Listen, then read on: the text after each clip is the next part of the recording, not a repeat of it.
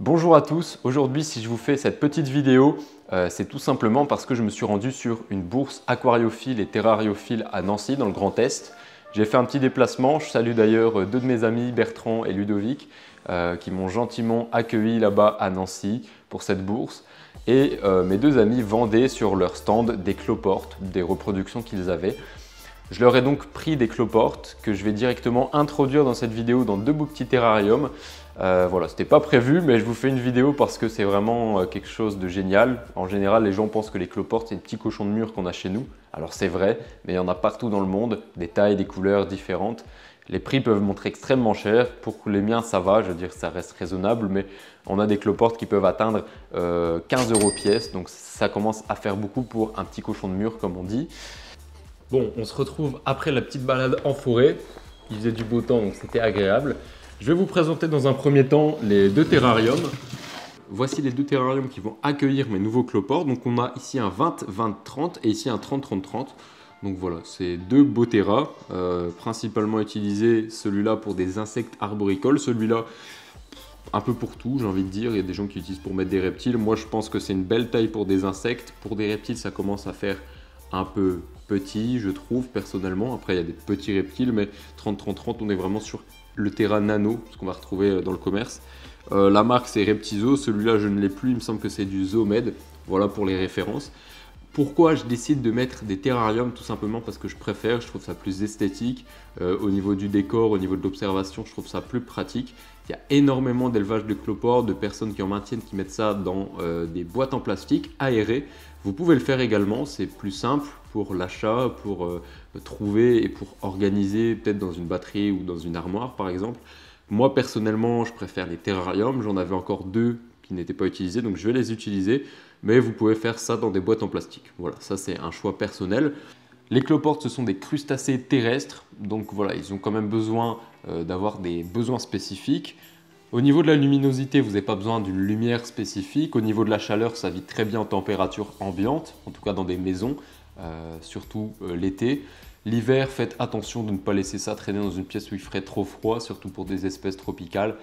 Ce que j'ai vu un peu sur internet, c'est qu'il fallait entre 22 et 28, mais ça dépend vraiment des espèces et d'où elles viennent. Il y a des espèces qui viennent d'Asie où il fait un peu plus frais, donc renseignez-vous bien au préalable. Au niveau de l'humidité, on va créer une zone humide d'un côté et une zone sèche de l'autre pour que les cloportes puissent se réguler. Pour le sol que je vais mettre à mes cloportes, la première étape, ça va être d'incorporer ici un substrat que j'avais déjà utilisé pour un ancien terrarium. Donc c'est un mélange d'un peu de tout, un mélange de sable, donc de sable très fin, un mélange d'humus, de coco. Il y a un peu de bois mort, il y a quelques billes d'argile, il y a des choses en décomposition, il y a un peu de perlite, enfin il y a beaucoup de choses, je vais vous montrer ça. Donc vous voyez un peu le substrat, donc voilà, c'est un substrat qui est très très fin. On a beaucoup de sable, on a quelques billes d'argile, on a du bois ici qui est en décomposition. Donc voilà, c'est une bonne base pour le sol, c'est quelque chose qui va plutôt garder l'humidité. Il manque des choses, voilà, il me semble qu'il y a même aussi des petits copeaux d'écorce, des petits morceaux de copeaux de coco, comme ici. Voilà, ça c'est du copeau de coco, je ne sais pas si vous le voyez très bien. Donc je vais utiliser ça dans un premier temps pour faire mon mélange. Ensuite, tout à l'heure, quand je me suis rendu en forêt, j'en ai profité pour prélever du substrat, donc ce qu'on appelle de l'humus. L'humus, c'est la première couche quand vous allez dans les forêts qui se trouvent dans les chemins vraiment forestiers. Donc c'est tout ce qui est feuilles, bois en décomposition, qui sont mangés par des détritivores. Deux choses s'offrent à vous si vous voulez faire comme moi, récupérer de l'humus en forêt, soit de le stériliser, soit de ne pas le stériliser. Si vous allez mettre autre chose que ces cloportes, comme des reptiles, etc., si vous avez peur d'avoir des acariens, etc., désinfectez-le. Alors, n'allez pas mettre du javel, hein, bien évidemment, dans le sol. Vous pouvez le passer au four. Tout ça, c'est sur Internet. Vous pouvez le passer au four pendant une demi-heure à 200 degrés, 220 degrés. Ça va tuer tous les parasites. Ou vous pouvez le mettre au congélo aussi pendant 72 heures. Ça devrait faire effet. Moi, pour ma part, je ne vais pas le désinfecter parce que je pense qu'il y a aussi des bonnes choses, des petits micro-organismes qui sont dans le sol. Ça sera que pour des cloportes, donc je pense qu'il n'y a pas de risque, mais c'est moi qui décide de faire cela. Vous pouvez le désinfecter si ça vous chante. Libre à chacun de faire comme il veut et comme il l'entend. Donc l'humus que j'ai pris, j'en ai profité pour prendre aussi une litière de feuilles. Donc les feuilles, bah voilà, c'est du chêne, c'est du hêtre, c'est les arbres que j'ai par chez moi dans le nord de la France.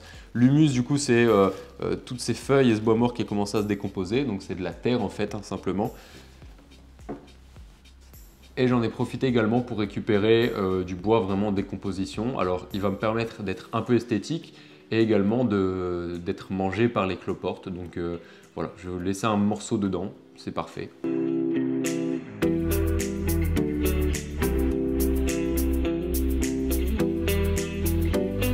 Bon, mes substrats sont finis. On a donc un substrat qui est composé d'humus, de terre, de coco, de sable, etc., de feuilles mortes, de bois mort, de petites brindilles, etc.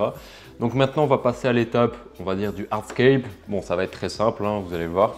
Donc à l'intérieur de ce terrain 30-30-30, principalement, on va avoir une grosse couche de substrat. Je vais quand même rajouter un petit élément de décor bien sympa que j'adore mettre dans ce terrain, qui est une belle souche.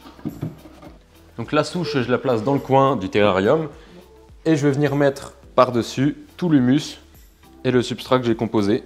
C'est parti.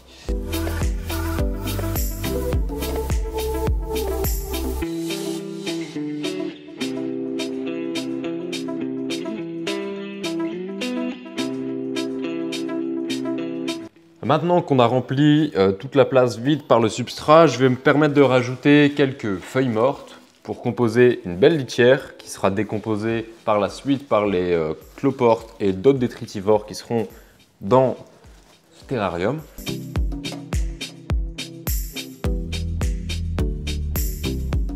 J'ai rajouté également mon morceau de bois mort. L'espèce que je vais ajouter dedans, on m'a dit de bien laisser sécher le terrarium car c'est une espèce qui aime un peu moins l'humidité. Donc je vais laisser une grosse partie sèche et je vais rajouter une petite partie humide qui sera composée d'une mousse que j'ai prélevée en forêt. Attention en mousse à ne pas en prélever énormément, je l'ai fait vraiment raisonnablement. Vous voyez la petite touffe que j'ai prise alors qu'il y en avait une géante devant moi. L'histoire c'est de ne pas en prendre beaucoup. Pour la zone humide, je vais mettre ça et également de la sphaigne. C'est une sorte de mousse tropicale qu'on utilise énormément en terrariophilie.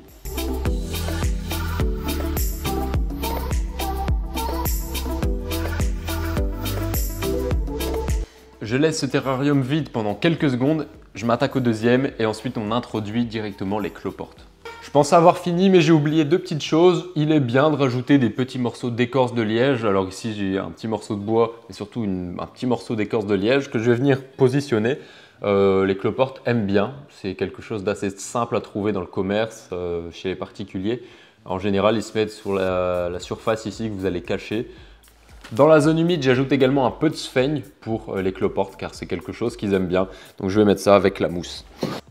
On passe donc désormais à la création du deuxième terrarium. Ça va être à peu près la même chose, donc je vais passer vite dessus.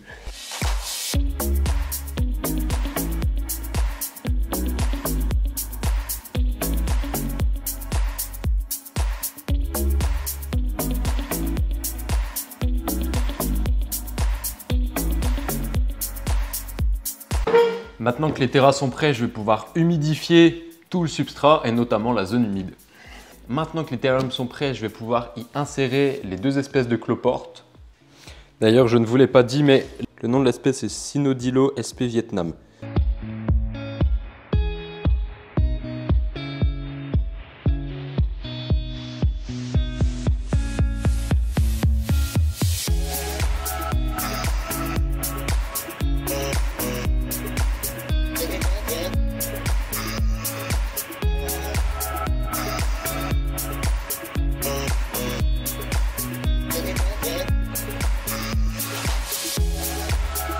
Ici, on est donc sur des plus gros cloportes. On a sur un beau groupe de 7 ou 8 individus.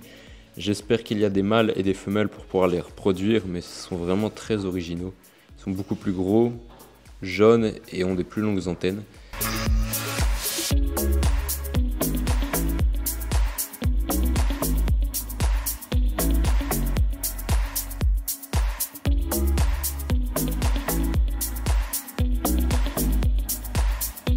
Faites bien attention à avoir un couvercle bien fermé pour ne pas avoir d'évasion de cloportes. Une grille c'est génial pour protéger des évasions, mais malheureusement ça aère énormément le terrarium et pour des espèces comme ça qui préfèrent avoir une zone plus humide, il va falloir couvrir. Alors pour cela j'ajoute simplement une plaque de verre. Pour le deuxième c'est la même chose, je vais rajouter ma petite grille au-dessus comme ça. Tout au-dessus je vais rajouter des morceaux de plexiglas pour couvrir, pour avoir seulement une petite zone d'aération qui est juste ici. Avant d'aller installer mes terrariums dans ma chambre, je dois vous dire qu'il faut mettre obligatoirement une source de calcium. Pour ma part, je vais utiliser un os de sèche. Je vais couper un petit morceau comme ceci et je vais le positionner juste ici dans le terrarium.